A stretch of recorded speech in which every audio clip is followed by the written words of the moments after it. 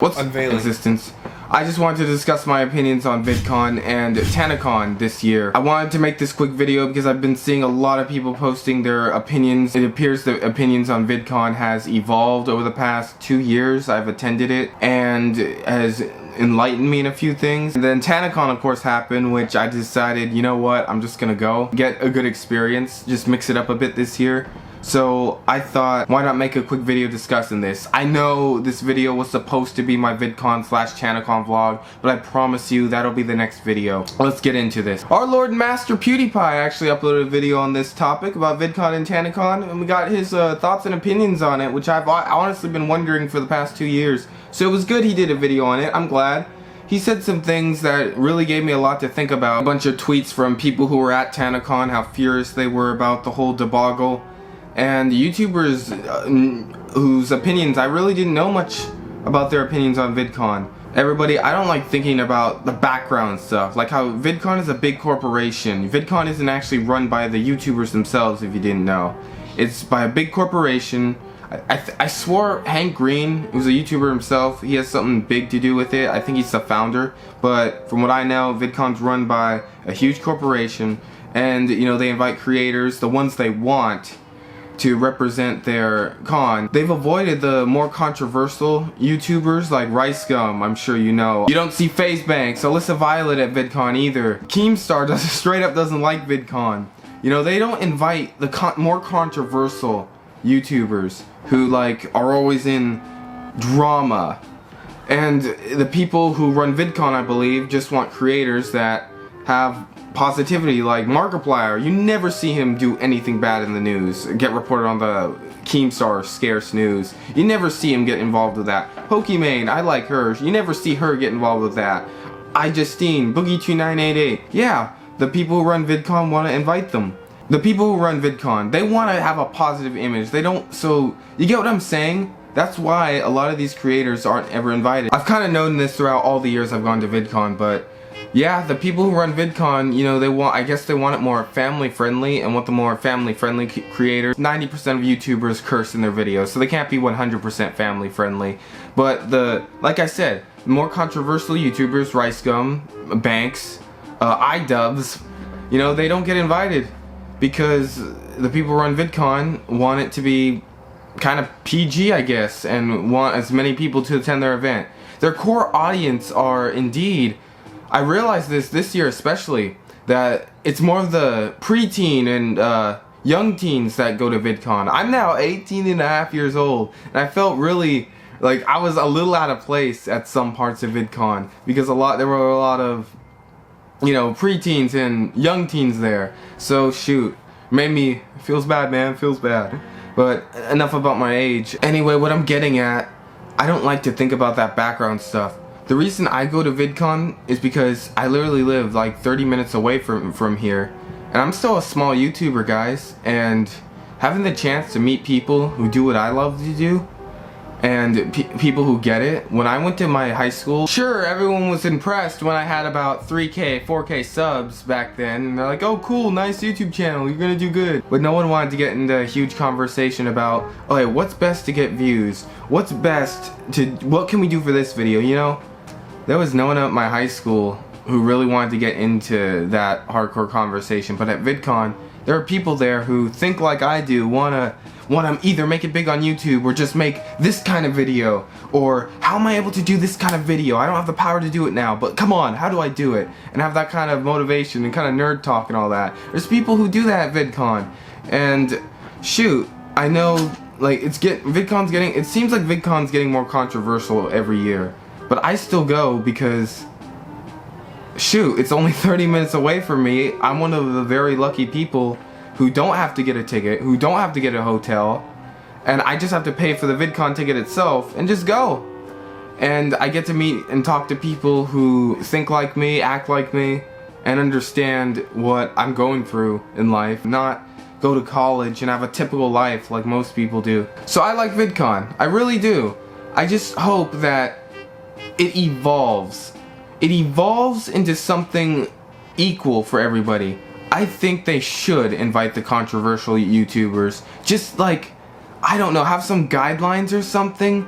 you know, have a real talk with them. I really think that they should lighten up a bit and try to have the fans meet the creators a little more. Obviously, they can't have them just walking around the expo or else they're gonna get swarmed. Obviously, be a safety hazard. Like, that's totally understandable. But I wish they'd be a little more lenient with letting the creators talk to their fans. Like, after the panel, 5 stars panel at VidCon this year, and I went just to see Boogie and the Black Nerd Comedy, Andre, who I saw them both last year, and I saw Boogie the year before that, and they're both really nice guys, and it's just great to see them every year. But after the panel, they wouldn't allow them to talk to anyone who came to the panel, stick around, and shoot, I didn't get a chance to see Boogie again. Which, shoot, we had this, like, Boogie and I, or should I say Francis, we had this little thing going where Volkth, me, like, I hate Francis now. Like, Francis and I don't like each other. Don't get me wrong, Boogie and Volkth are so chill. But Francis and me, that guy's a bastard. Memo of the story is, I was kind of bummed I didn't see Boogie, and I did see Andre though, and we had a nice little chat there. In my opinion, this is what I think, and of course, I don't like assuming things, and I know that everyone has different opinions, and I am one of the rare people on the internet to respect opinions, I swear. But here's what I gotta say about VidCon, my last words.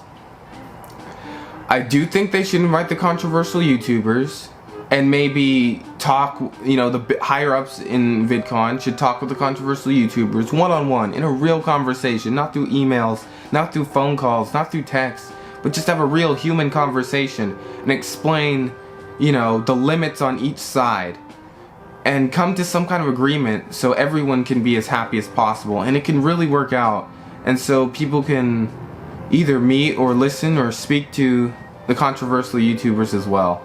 I hope everyone, including YouTubers and maybe people even at VidCon, can speak up for themselves and learn. I wish the whole world can do this. Just talk to each other and come to some kind of compromise and let it be equal for everyone.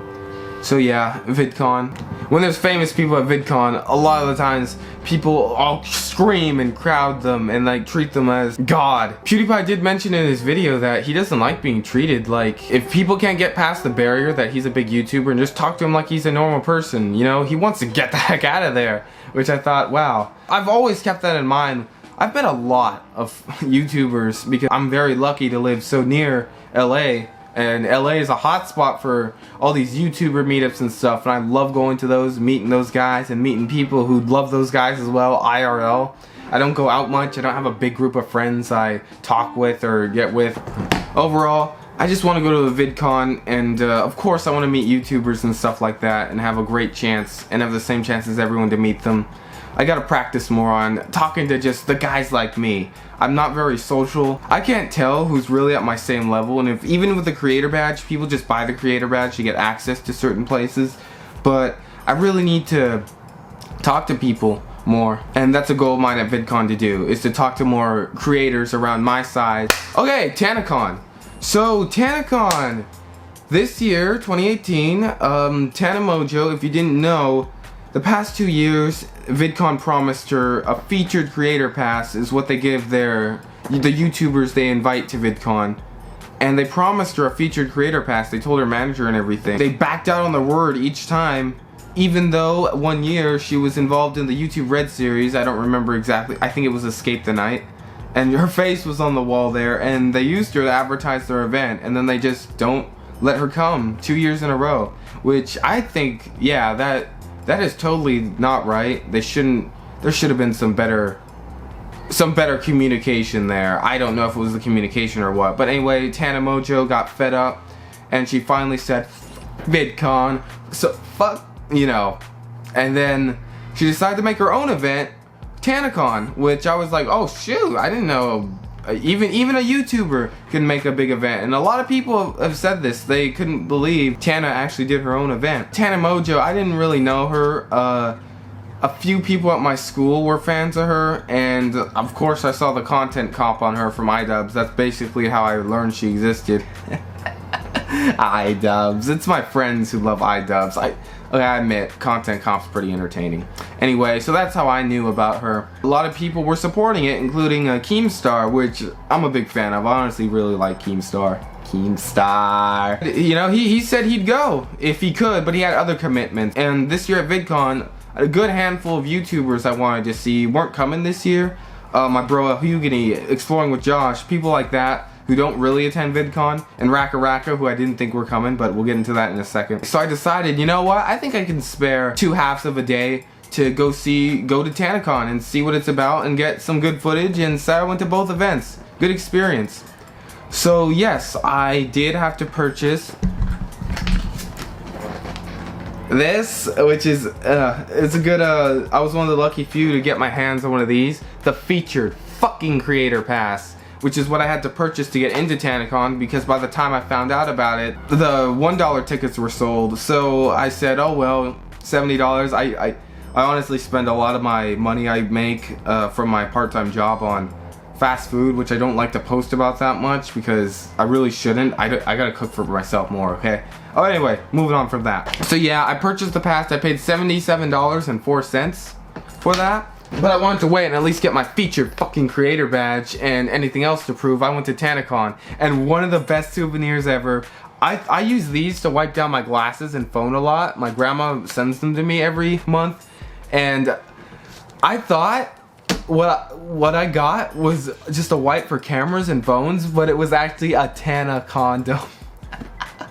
I'm sorry, I love inappropriate humor. And oh man, and how I found out was the girls behind me said it was a condom, and they actually blew it up, and oh my goodness, it was pretty like, okay, man, ooh, that was a moment there. Anyway, so yeah, I decided to go to Tanacon for the experience, thinking it was okay, and when I got there, the line was long. I should have got there early, but you know, after going to VidCon for one day already, I was tired and rested as long as I could. I got there at about 8:45 and waited for 3 hours in the baking sun. At first it was shady, but then the sun came out, and really, I was wearing my traditional Chinese jacket, which I'm glad I didn't do it on the black side because that would have absorbed more heat. I was wearing a shirt under that, and woo, I was sweating. I'm glad.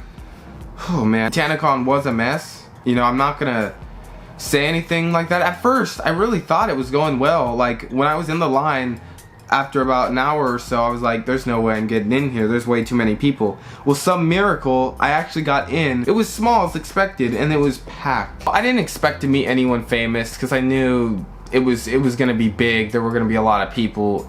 I was in the back of my mind, I was hoping that Tana or some other, you know, Tana, Shane Dawson, and Casey Neistat were the only ones I knew who were going, and I know the event wasn't very organized, so a lot of the creators who were going there were also scheduled to appear at VidCon, and it was really messy. So but it was their first year. I know Tana was really excited to punch VidCon right in the balls after what they did to her. I listened to her story, how VidCon just took away her badge when they promised her twice in a row to make her a featured creator, and then they went back on it because I guess they thought she was too controversial. They used her face from the YouTube Red series on their big sign last year to advertise their event, and fans of her probably bought tickets, a lot of them. I think she should have waited at least a year, but I kind of understand that vengeance. She wanted to sock VidCon right in the balls and just do it as soon as possible since they're having their event soon. It should have waited a year. So I actually got in the event, and it was really small, and before I even got in, I was like, there's no way I'm gonna get in. What made the line more excruciating, the fact that Danny from Raka was at VidCon. So total surprise. I looked at it on his story and I was like, I was stuck in the Tanacon line, and Danny was there having a good time at VidCon. I thought I wasn't even gonna get in. I'd just get my pass and they'd make me leave. But no, I was able to get in. I recorded some of the wedding they had there. Yes, Tana Mojo had a wedding at the event. I stayed for a bit of the Q&A. I got in a few conversations with some nice folks. I asked them to record me since it was only me. I asked a lot of people to record me during VidCon and Tanacon because I went solo. I need a cameraman, okay? Finally, I decided to leave, but as I was leaving, Danny showed up at Tanacon recording the line. I canceled my Uber to go back to VidCon and ran back. As I got back, people were saying, refund,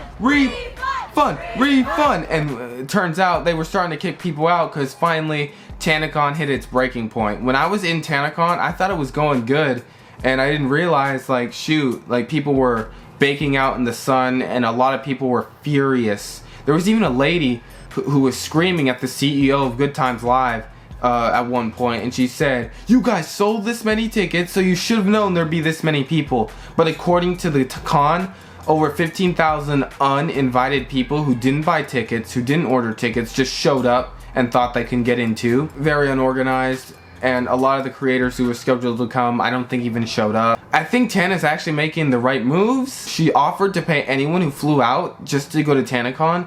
She'd personally pay them back, which she tweeted out. I think she's taken a pretty good responsibility from what I've seen. So if there's any facts I've missed about VidCon or Tanacon, feel free to tweet me or tell me in the comments below if there's anything I missed. Enlighten me, please. I'd love that. And if you're one of the people who flew out to Tanacon by chance and you emailed her about getting a refund, let me know if you got that refund too. I'm very interested in that as well. My last words on Tanacon. Tana was thirsty for vengeance against VidCon. She did it as soon as possible and right next to VidCon for her vengeance, but what she should have done was waited a year, in my opinion, and learned from other cons' first days. They should have also been keeping a closer eye on how many tickets they were selling. And I think that they should have picked a different location. I know, again, I've said this before, Tana just wanted to spit in VidCon's face and do it right next to their event and take as many people from them as possible. I don't like talking about controversial stuff. Like I said at the beginning of the video, I just like to enjoy the stuff and have fun and not think about the complicated stuff. But if you guys have anything you want to ask me, more specific, anything I missed, comment it down below. I'd love hearing your guys' thoughts and opinions. I'm one of the few people who respects opinions on the internet. I swear. I won't say you're wrong or anything. Like, say anything, even if you disagree with me in anything I said. And let's move on with our lives, enjoy, like, the future. There's a lot to look forward to. You'll have an amazing time, and I'll see you in the future. Late existence.